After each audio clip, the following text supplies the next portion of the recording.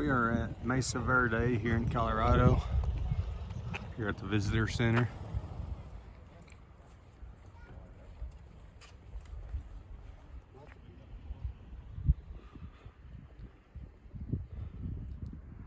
The view from right here in front of the visitor center.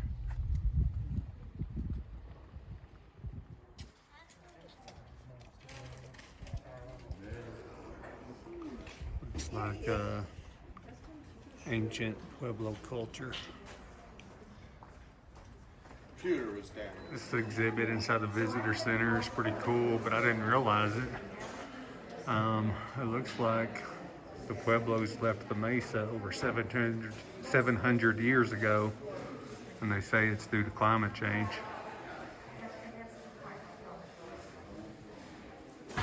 Pretty cool exhibit, showing some of the tools they used. Some knives and scrapers.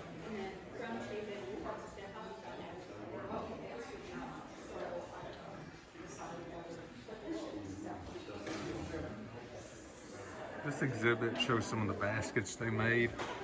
It looks like they made baskets out of native plants such as yucca, and then they would coat baskets with pinyon pine sap or clay to make them watertight. And I guess they would put hot rocks in there to make it make the water boil. Fire heated rocks in the filled watertight basket.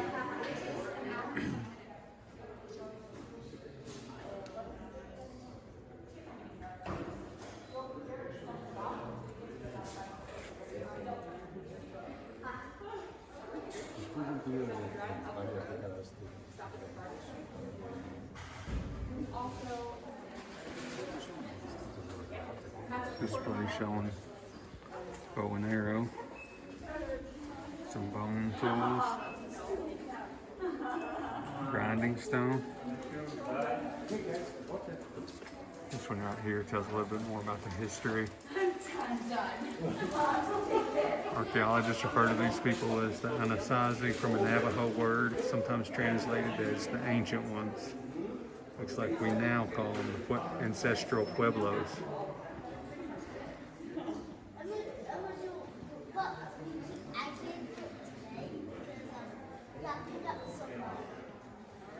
This display shows this lady getting water and putting it in the pot, but I noticed the sandals she has on. Gonna get another good look at these sandals. They're pretty interesting to me.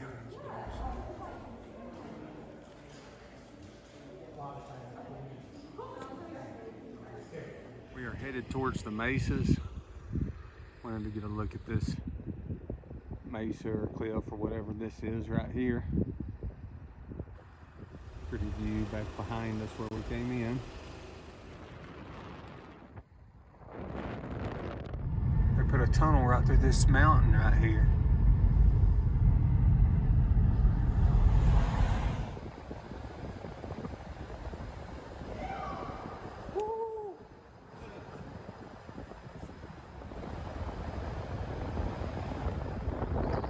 This is the Montezuma overlook.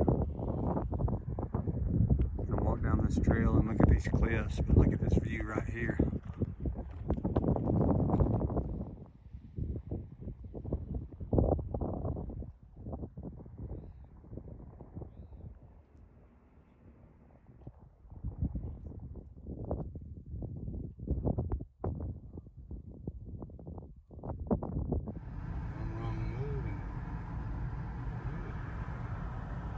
Had to stop right here and take this video.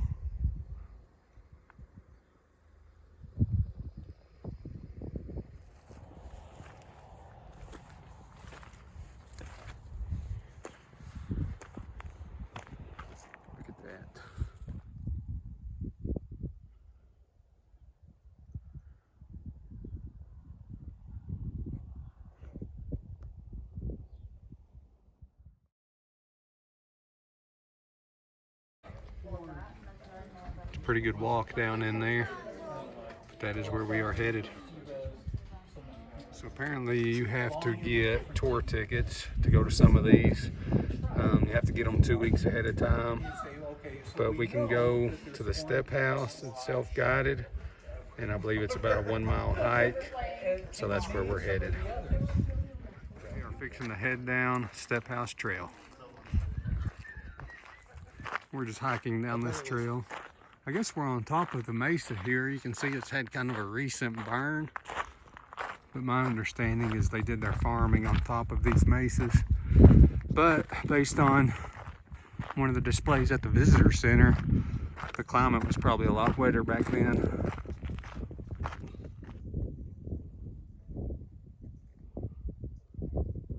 Looks like the trail kind of winds down below where we are right here. I'm honestly afraid to get too close to the edge of these.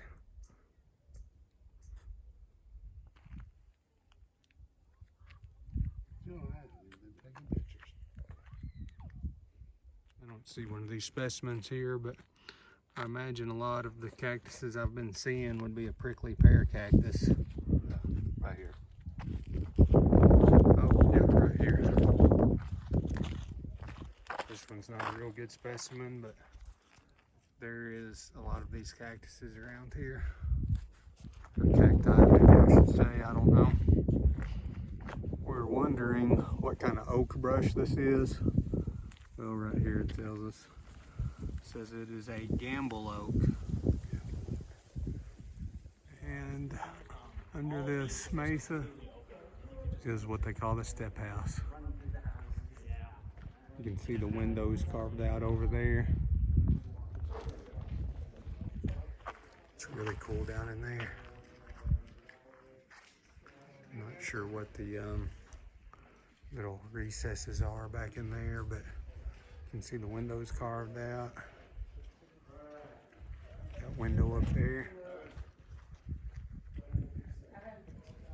I've got a brochure here for the step house.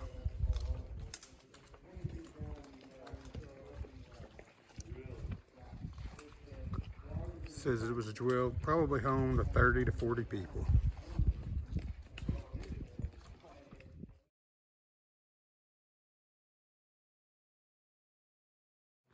Looks like to me that one little window right there is actually for ventilation, it appears.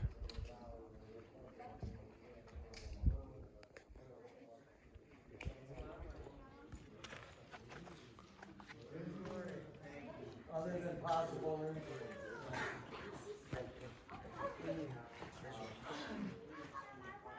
I believe these were the pit houses. You can see that one over there is kind of intact.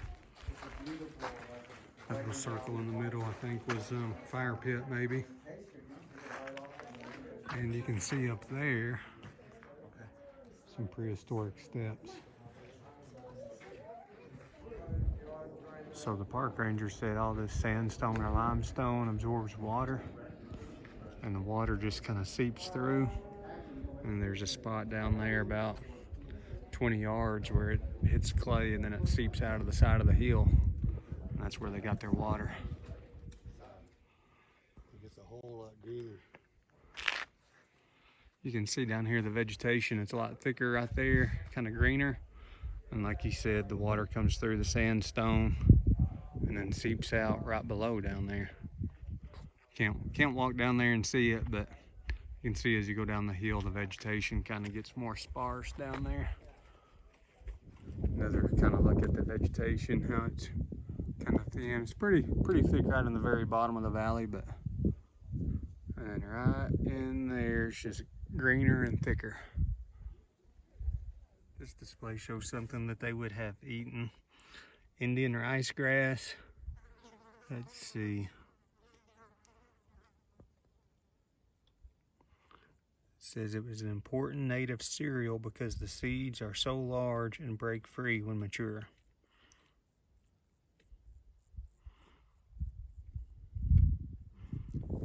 Here is the rice grass.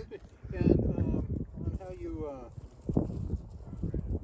cook it, if you will, you cut the stems off. So here's some more of that grass. The way that he said they prepared it, they would cut it off down here at the stem. Now they had to have a whole bunch of it to get much fruit or much seeds out of it. But they would cut it off here, they'd build a fire and have a flat rock. They'd put it on top of the rock, and it would start burning and singeing back.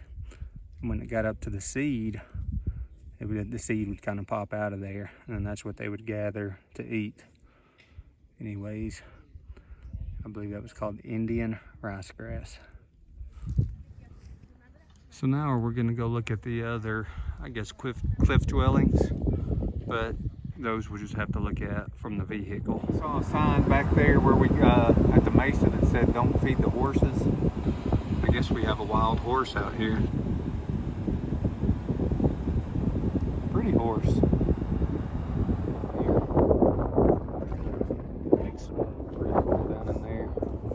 You have to get tickets to go down and see it. You have to buy them, I guess, 2 weeks earlier, so we're not going to be able to go down and look at it. But it's pretty cool from up here even. Deep valley down here. Man, I think those over there are cool too, because I can't even get up there into them. Good view of the dwellings down there. There's a bunch of them. A bunch of those circular structures.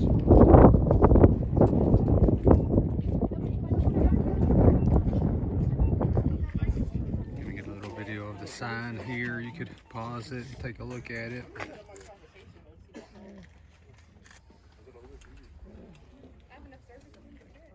Just tells you kind of the history of it.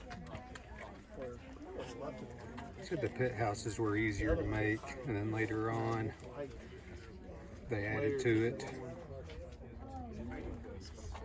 Look at this valley right here. They would have wanted an easier way of getting up on top of here.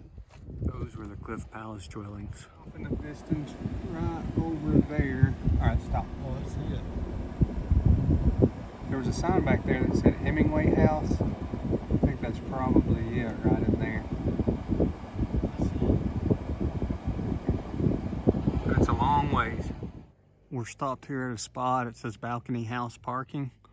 I'm hoping it's something we can see from the road here. We're gonna go down there and take a look.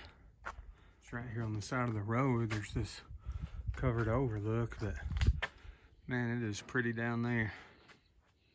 Well, according to this sign, apparently balcony house can't be seen from here. But one thing I'll say about some that we have right seen. here. So it's just right there. It's down below us. But when I look at these, golly, it would be hard for those natives, I think, to get up to their house. I've been thinking if they killed an elk and had to carry all that meat up there, or whatever they were growing, how hard it would be.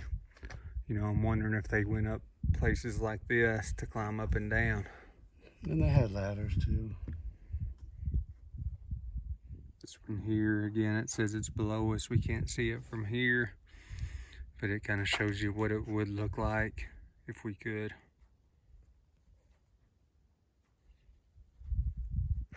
This trail right here is closed. Now we are at the park headquarters and the museum. That says Spruce Tree House. Yeah, the Looks museum's like it is closed, the whole closed. building's closed for renovation.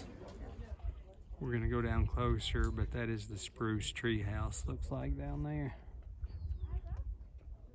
Look at this sign. This is on the way down to that Spruce Tree House. It says it's a pinyon pine.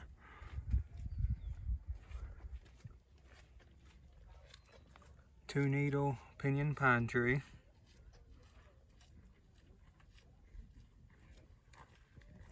Looks like the nuts were eaten by the people down here. I feel like I keep saying it over and over again, but in the side of that cliff, you can see some activity or a dwelling. Again, how did those people get into their dwellings? You can see up above it, maybe they would climb through there, but I'd almost think that they had to have a ladder. And a person could climb a ladder, but I got to think about packing elk meat or all your food, all your supplies. That would be so hard to do. There's another one over there. It'd be so hard to get in there. When we first came in, there was a display of someone climbing a rock. That was probably pretty accurate.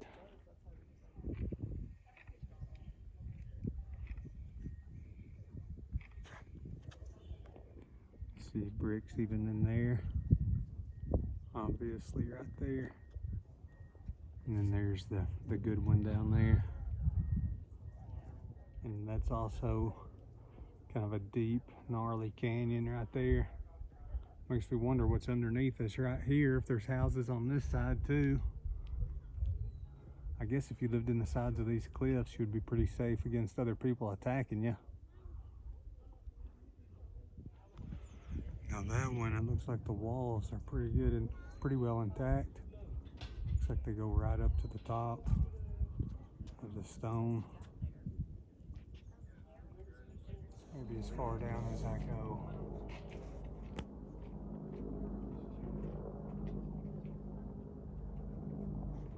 This tree right here has a pretty interesting root system.